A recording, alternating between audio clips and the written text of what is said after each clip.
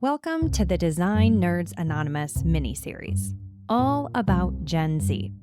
Over the next month, we'll be sharing 4 episodes exploring how the up-and-coming generation is experiencing their entree into the working world, and how we can expect them to make waves throughout the workplace. Now, according to the World Economic Forum, by 2025, Gen Z is predicted to make up 27% of the total workforce. And at best, they spent 1 year in what other generations might consider the normal working world before offices shut down due to the global pandemic. These experiences will forever shape how all of us work in the future.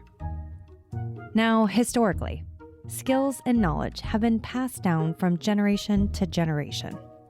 However, when millennials entered the workforce, they had digital skills and knowledge that previous generations did not. That's why a lot of tension began with millennials. But they had what we call a ripple-up effect on all generations in the workforce. This means their skills change the behaviors of all generations, quote-unquote, above them. Gen Z will be similar. They are now entering the workforce with skills and knowledge that even their predecessors don't have.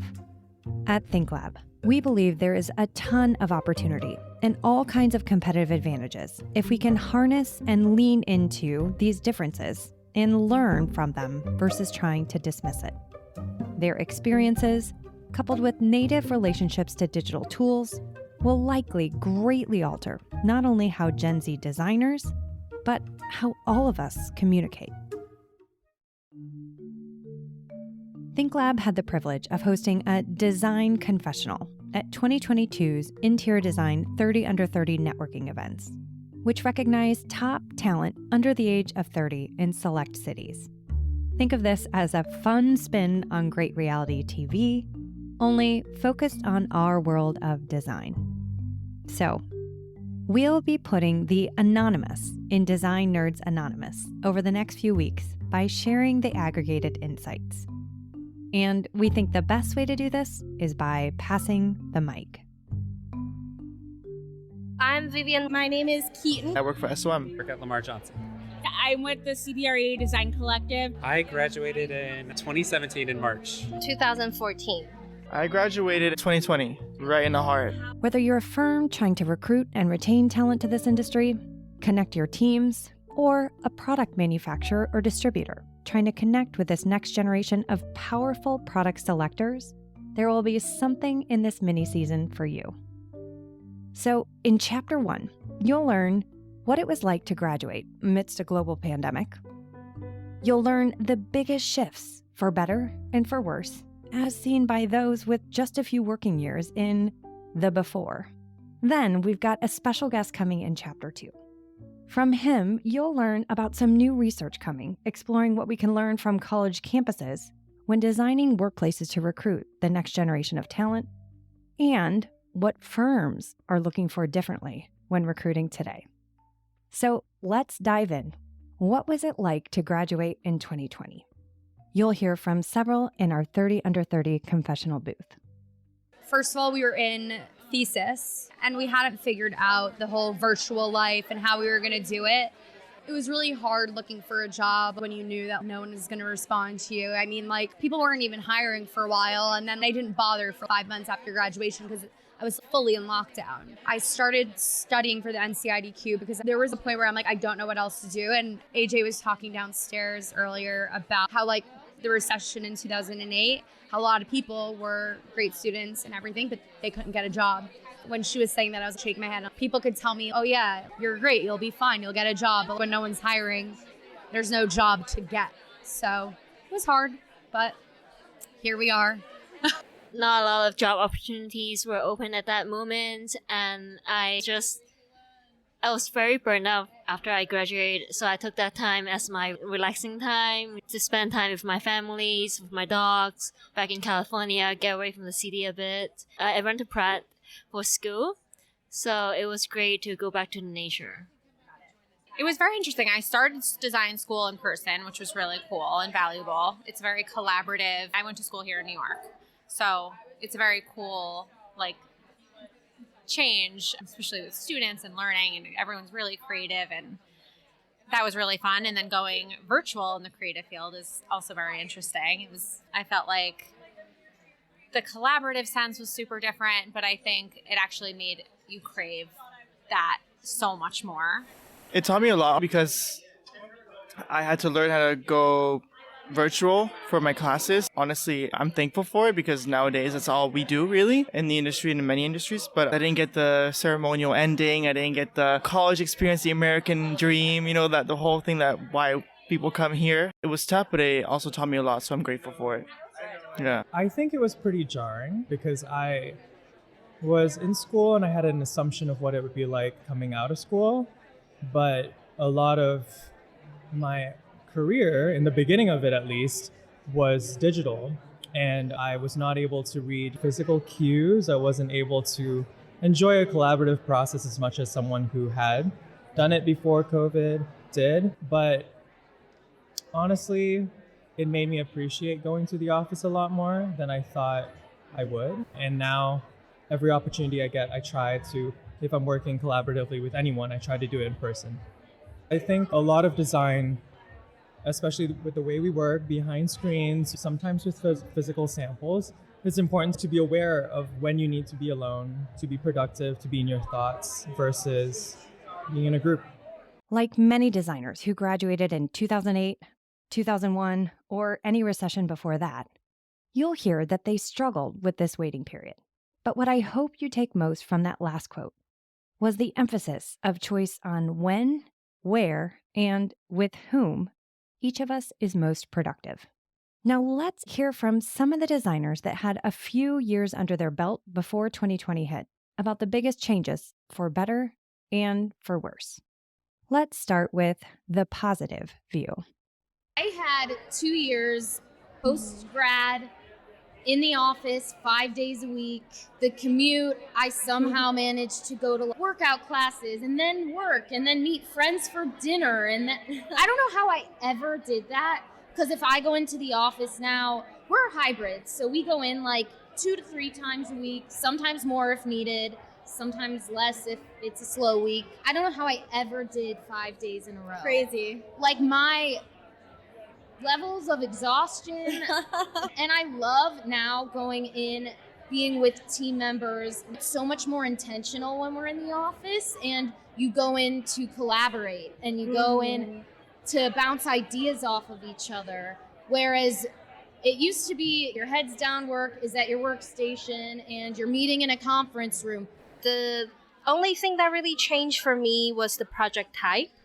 So before I was doing a lot of like high-end hospitality, but mostly in the States. But during the pandemic, I started to do a lot of projects from Saudi Arabia, and they are even more luxurious, like ultra luxurious design. So that was really nice, even though it might not be really built until how many years, but it was really fun.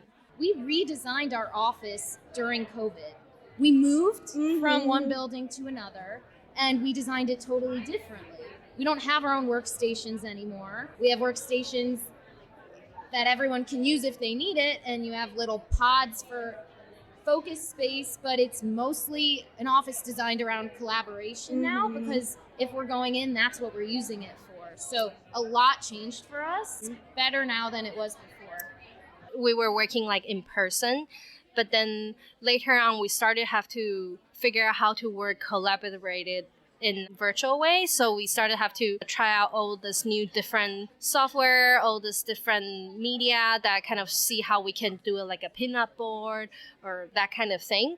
And a lot of like how can we make all this meeting, this call, and this collaborative process through video call. And so that was a little bit different, but I think now everyone got really used to it. And now for the not so heartwarming part. We already explored the for better part. So here's the for worse. It's way more digital than tangible at this point. When I first started out, and this might be also an age thing, it might be a technology thing, but I think COVID really pushed it forward. And what I see is more of a negative way, is everything is digital. When you formulate an idea, you're online looking at photos. You're not out there. You're not sketching. You're not going out to museums to get your inspiration. And I think that's really negatively impacted our industry at the end of the day. And it's really limited us as designers. So we're seeing more of the Pinterest-worthy kind of designs versus something that's incredibly unique and different, because we're not pushing ourselves as designers to think outside of the box and get there. Can we make beautiful spaces? Everyone can, absolutely. But can we make this beautiful space that no one's ever experienced before? That's a whole other perspective, and that's a whole other thing.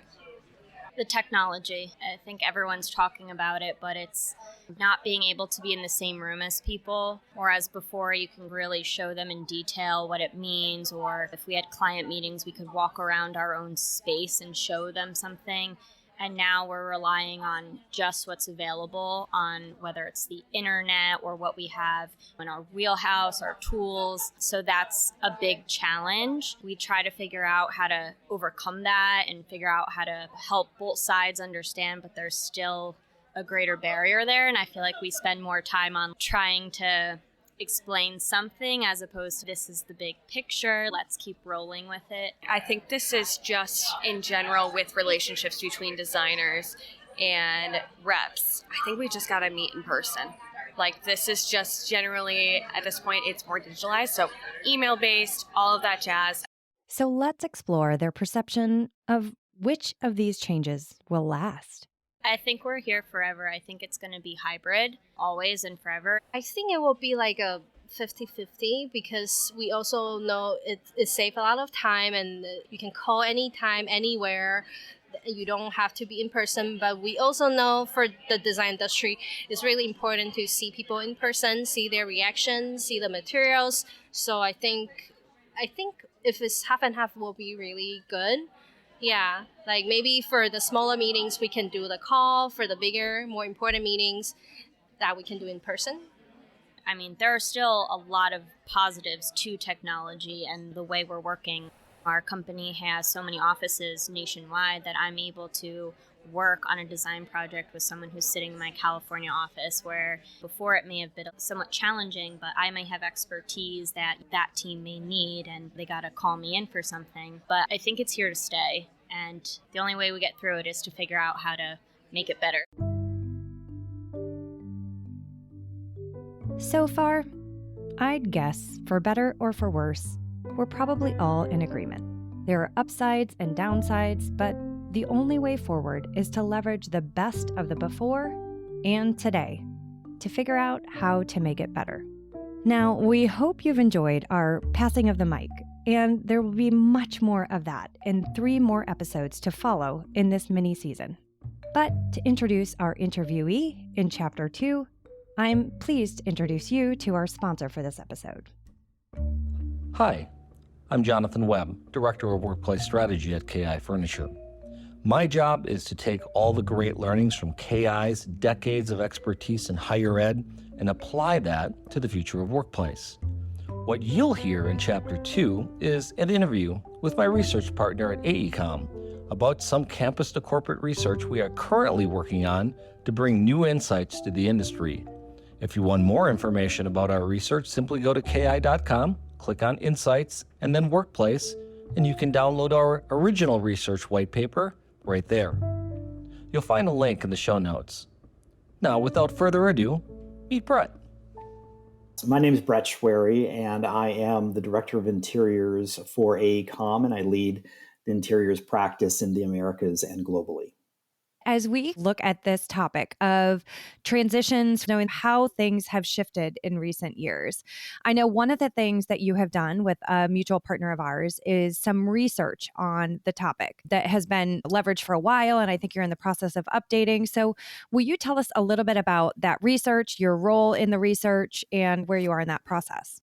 This research started about 10 years ago, and what my partner in crime, Jonathan Webb, and I were doing was understanding how the transition between a college environment to a corporate environment would affect the person going between the two. What we really wanted to understand was, could corporations take planning cues and design cues from how collegiate aspects of learning work into the corporate environment. From that research, what we really learned, there was a few key things.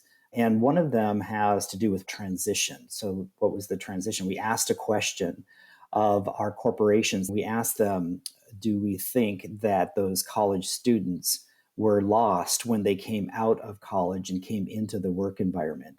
And at that time, 82% said, yes, they're lost. They come in, they're walking around. You could think about it, some visual that they're in a daze walking around a sea of cubes and they didn't know what was going on. It had more to do with just the physical space lost in what they were thinking of doing, how to approach their work. So they really felt that this is the way that the transition happened. I think as we jump forward into thinking 10 years from then, now, and looking at asking that same question, we've lived through so much in 10 years, including this big event called the pandemic.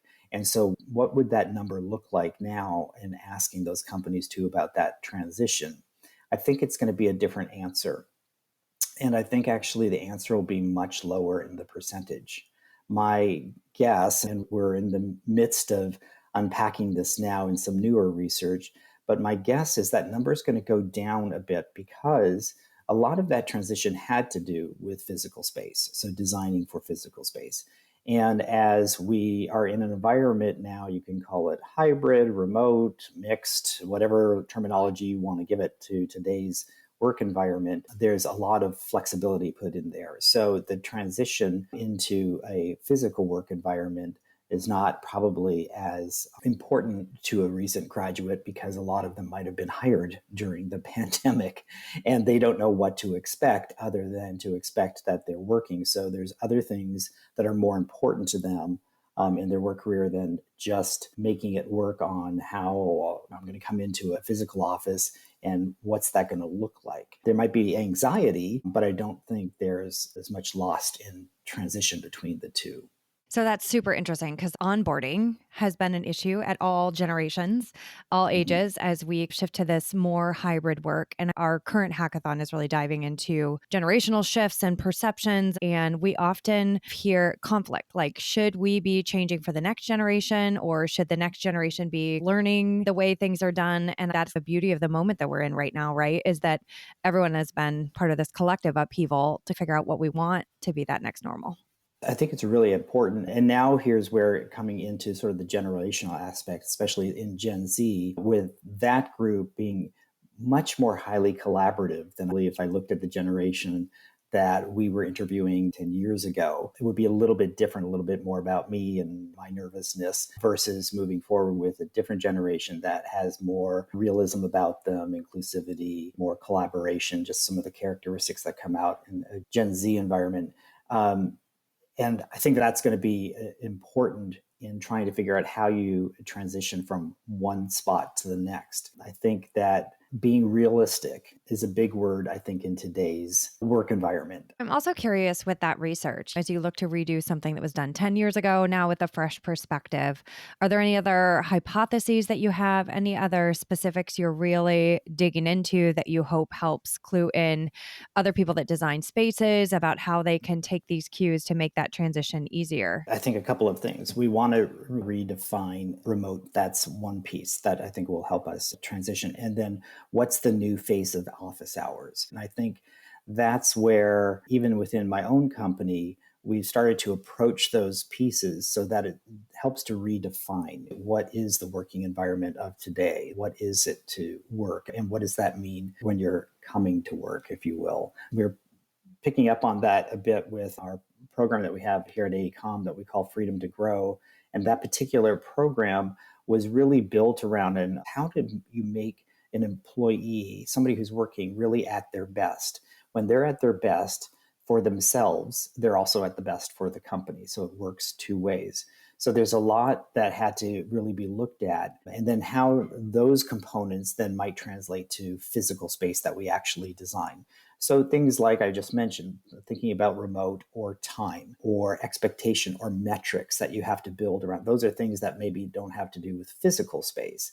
So once you understand what you want an employee to think about in those areas that are more, I call HR oriented, then how do you take that information and translate and design for it in a physical environment. When they do come together, there is a need for that physical environment to be together. We all know these things, social aspects, collaboration. People just even like to have another warm body next to them, or they need to have escapism from the remote location that they're at and they need to come somewhere. So there will always be that environment, but what does that environment look like as a result of these other pieces that make up what would be called a workday? For us, as we look at this newer aspect of research and transitioning somebody out of college and into the work environment, we really have to understand that, because I think even we have to take a step back and look at what has happened on the day-to-day for a college student, just like it is for a worker. So a college student 10 years ago was learning differently than they are today. And I know this for a fact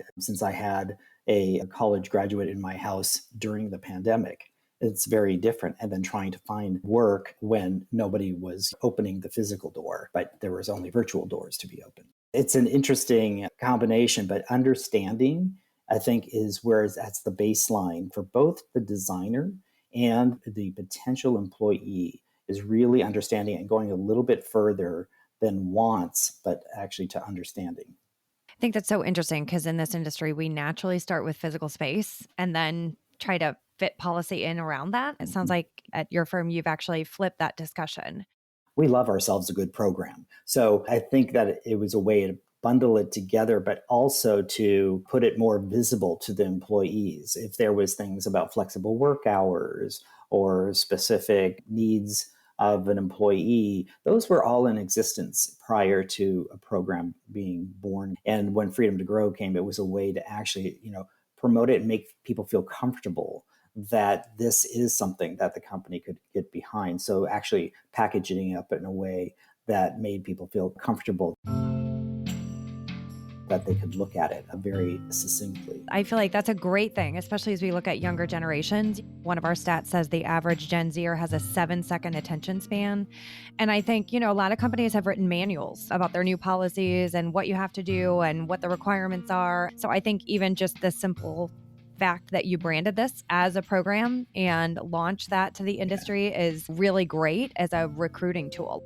What do you want students to know or potential recruits to know about that program and what makes it so great to work at AECOM? It's so good, the 7-second thing, because in a world of TikTok and fast-moving media, videos, we want to see something, we want quick gratification, understanding in a very short mode. And if I was a young person, I'd want to see them and understand that the company's looking at it. Time, place, task, work style, communicating, thinking, being. If I looked at those and put those together and said, here's what we are looking at, somebody can look at that really quickly in that 7 to 10 second time frame. How do you make it really realistic and relevant quickly? And that's why I think the Freedom to Grow program actually became very important, to make it very succinct for our employees and our potential employees, the current ones and the talent that we were looking to acquire. And I'm curious, as you look at implementing this in your own firm with your own physical space as a recruitment and retention tool, how has your physical space changed? We have had a reduction in space, but we're also rethinking it. When we're saying a reduction in space, maybe there's another space that needs to then be born somewhere else. And what does that look like? And most of it is really thinking around collaborative spaces. So while we're thinking about reconfiguring workstations, providing more open, collaborative, social areas, that's happening. But what's interesting more is how employees are coming back to what would have been a frozen space from before, and how people just find a way to start to manipulate something in the space and make it work for themselves. I have to say that we're not completely fully there yet. I think it will take some time. I'm saying it for our own company, and I know it for other companies too. It's not like an overnight switch that can be turned on and all of our spaces are now going to be these super uber social collaborative hubs that you come into. It's just over time, it will take some time to actually change that physical environment.